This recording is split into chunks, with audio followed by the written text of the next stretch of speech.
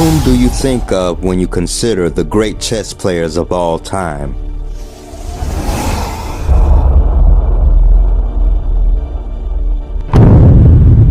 A wise man once said one of the hardest things in chess is winning a one game.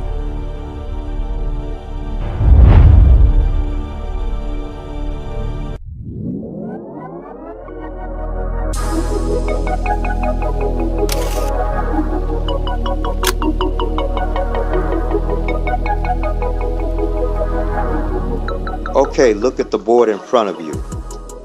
The black king is in front of the pawn that is on its way to the queening square.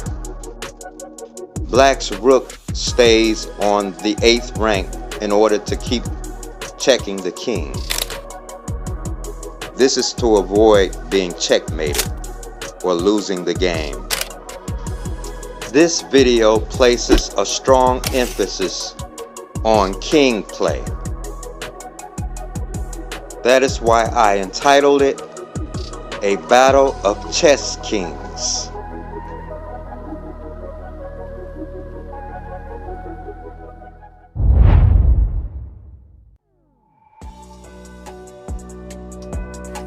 The king is more vulnerable in the opening and middle game phases than in the endgame.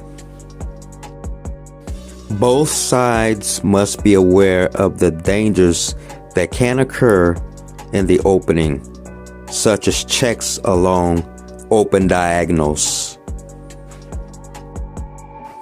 For example, the white queen on d1 can move to a4 square, check the black king, or on the other hand, the queen on d8 can move to h4 and check the king from h4, the king that sits on e1. Deciding which side of the board you're going to castle your king is an important decision that must be made in the opening.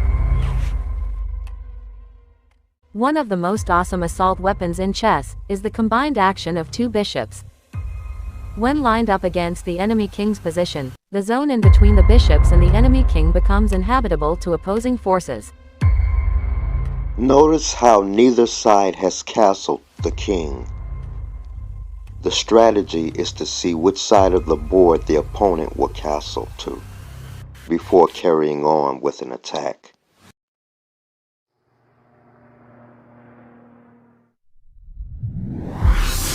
In the next example, an in-game battle was taking place. In this position, all white has to do is swing the rook over to h2, and the game is over. Take 2, starting from move 1.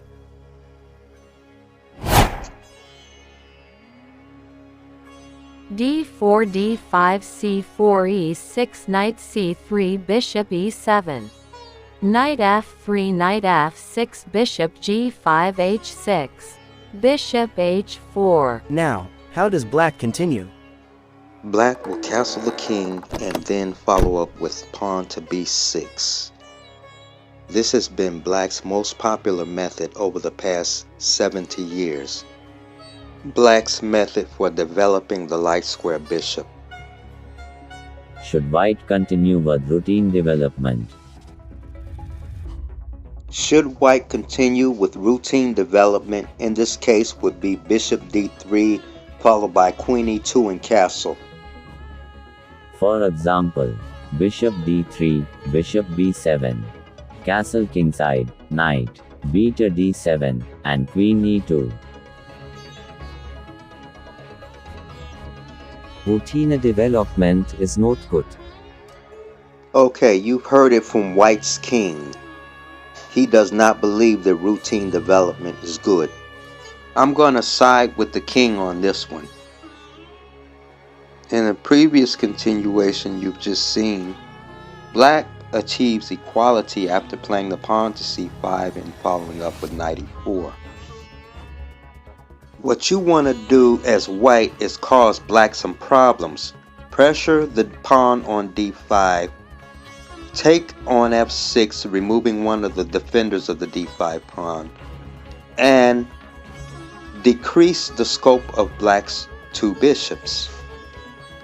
And for starters, the easiest way to do that is to capture the pawn on d5. So c takes d5 and Black recaptures. And lastly, the move b2 to b4 is played against the possibility of Black's potential c7 to c5 pawn push.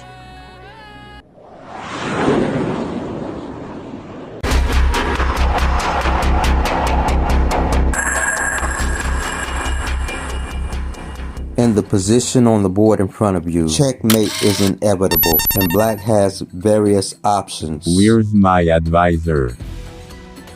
Where's my advisor? I am the king's advisor. The king on b1 is unsafe, due to the holes in his pawn armor. Thus, there aren't any redeeming qualities in White's position.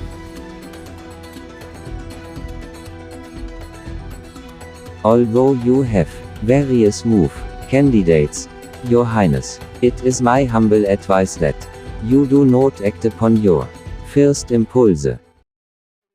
And I myself am going to follow the advice of the king's own advisor not to act upon my first impulse. Black has various options such as bishop takes pawn on c2 check, rook a1 check is another way to go.